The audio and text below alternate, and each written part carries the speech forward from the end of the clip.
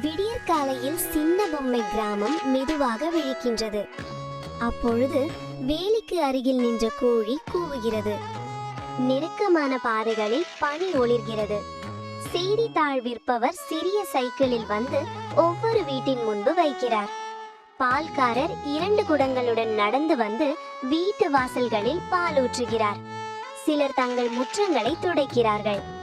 அந்த கிராமத்தில் ஒரு சிறிய வீட்டில் கிட்டு மற்றும் பட்டு தம்பதிகள் வாழ்ந்து வந்தனர். அந்த நாள் பட்டு மனைவி முற்றத்தில் வெளியே வருகிறார். எளிய உடையில் அமைதியாக இருக்கிறார். மாட்டின் அருகே சென்று பாலை கறக்கிறார்.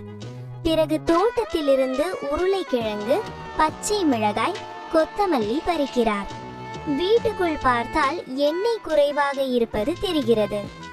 அதே நேரத்தில் கணவர் கிட்டோ கிராம கடைக்கு சென்று எண்ணெய், சீரகம் வாங்கி திரும்புகிறார். மனைவி உருளைக்கிழங்கை வேக வைத்து நசுக்கி மசாலா சேர்த்து பூரணம் தயார் செய்கிறார்.